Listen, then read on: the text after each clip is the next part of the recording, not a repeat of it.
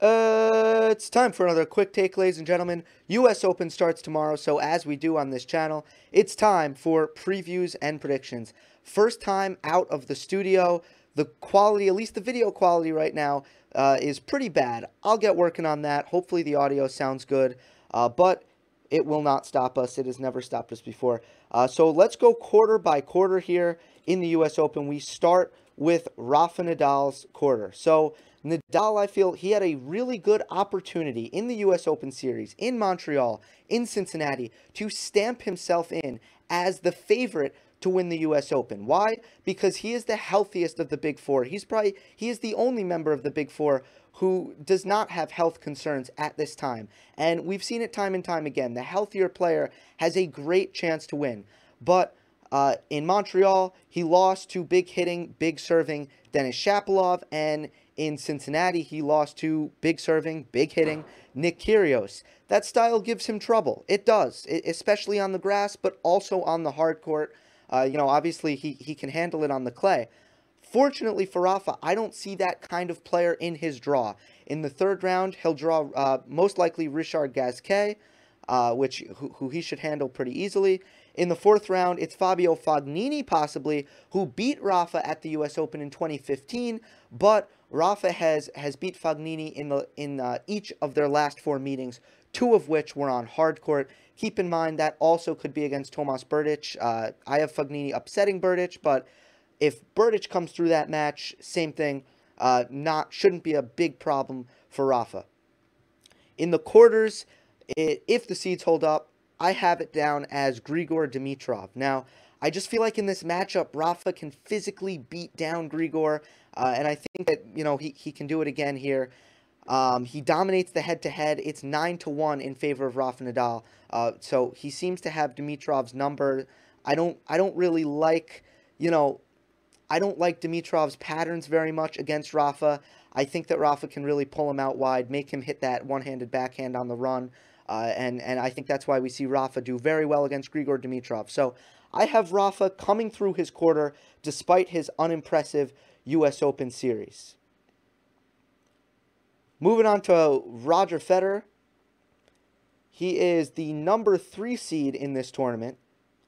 Yes, the draw is very strange. If Murray were to have dropped out before the draw was created, Federer would have been the number 2 seed, and then we could have had a Federer-Nadal final. But since the draw was created and then Murray dropped out, there just simply is no 2 seed in this tournament. Federer is the 3 seed, Zverev is the 4 seed, and Cilic is the 5 seed. So, just to, clear that up. In Federer's quarter, I was very disappointed to see Federer's draw, and that is because he will most likely play Nick Kyrgios in the 4th round. I was very excited to watch Nick Kyrgios in this US Open. I think that he was primed for a very impressive run. I loved the way he looked in Cincinnati. Obviously, he lost in that final to Grigor Dimitrov, but nonetheless, very, very impressive tournament. And I think, despite the hip issues, if you take away those hip issues, it's been a very good year for Nick Kyrgios, especially mentally. And when you talk about his maturity, to me, it's been very impressive for Nick Kyrgios. So, unfortunately, he draws Federer in the 4th round. In some quarters, I could have had Kyrgios coming out of the quarter and making a semifinal at this tournament. But I'm not going to have him defeating Roger Federer in this 4th round match. Will it be a close match? Probably, but you got to give the nod to Federer, especially if he's healthy. Another big 4th round matchup in this quarter will be Juan Martín del Potro and Dominic Thiem. I have them meeting in the 4th round, and I'm going to take this upset.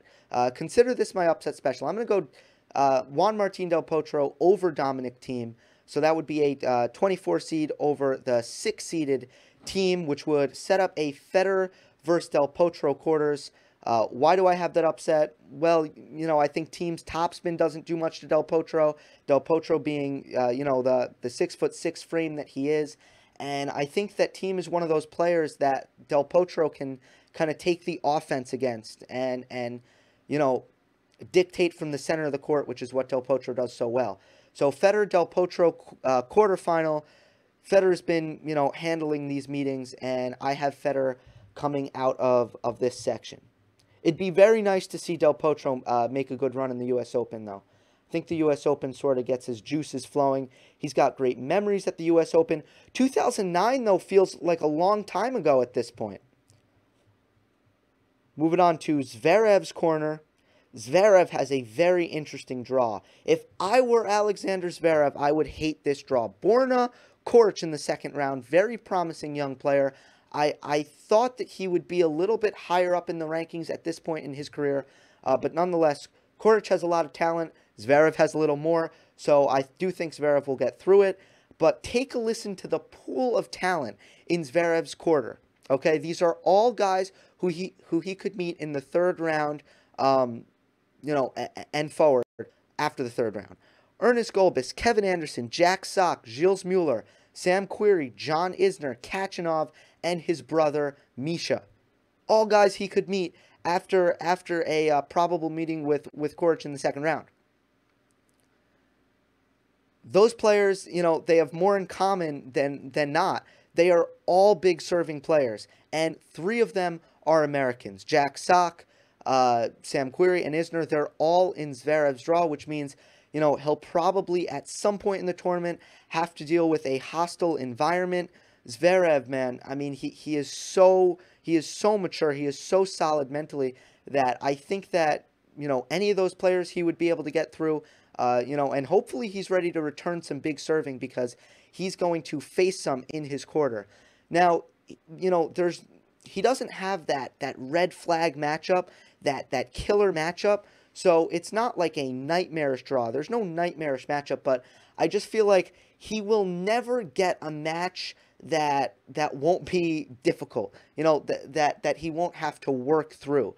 So, and that's big for Zverev, in my opinion. A lot of people have been asking me, can Zverev win a major? When is he going to be ready to win a major? In my estimation, it's a physical problem right now. He's still very young.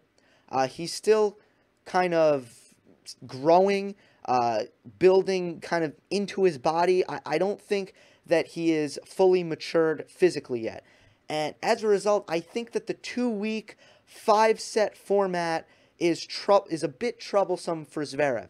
So a draw like this, it matters for Zverev because I just don't think there's a lot of easy matches in there. I do think, I don't see anyone that I can pick to defeat Alexander Zverev, but like I said, I think that it could come up. I think that the tough matches, the long matches perhaps, could catch up with him. Finally, we got Marin Cilic. So, once again, I reiterate, this was Andy Murray's quarter. Marin Cilic is the 5 seed in this tournament, but he gets his own quarter because Murray withdrew after the draw was created. I actually had David Ferrer upsetting Andy Murray when I first created my draw before Murray had dropped out. But unfortunately, Ferrer, one of my favorite players, I will not have him beating Marin Cilic. Cilic is the kind of player who gives Ferrer a lot of trouble. This is undoubtedly the best draw in the U.S. Open. Andy Murray had it, even though I had him getting upset. Now Marin Cilic has it. This is not a very good section.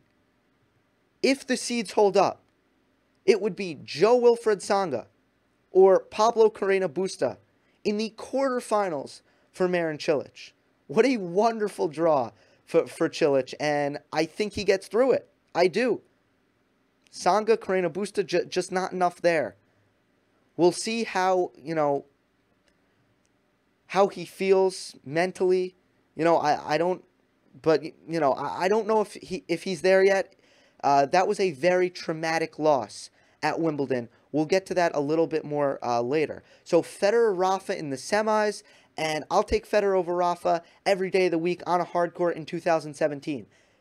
That's just the fact of the matter. So I got Federer in that, and then Zverev against Cilic. I'm going to give Cilic the nod based on what I said earlier. I think Zverev, I'm concerned about him physically. I think that his draw will take a lot out of him. And Cilic, has shown this year, he's still the real deal. He's got loads of firepower. He hits huge from both wings. He serves big and he moves well.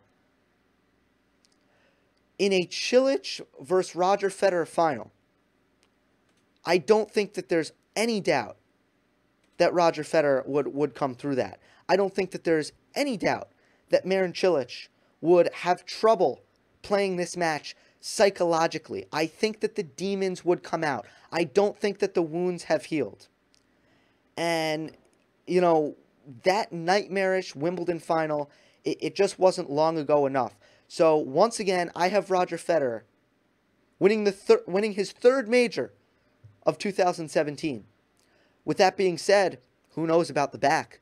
I'm picking a guy right now in Roger Federer to win a major, and I don't know that he's healthy.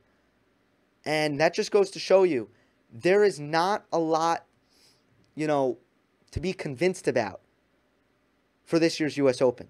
We could have a very surprising U.S. Open champion. Hope you enjoyed. Don't forget to subscribe.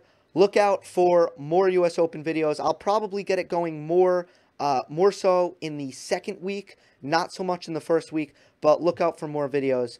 Hope you enjoyed. Don't forget to subscribe. I'll see you next time.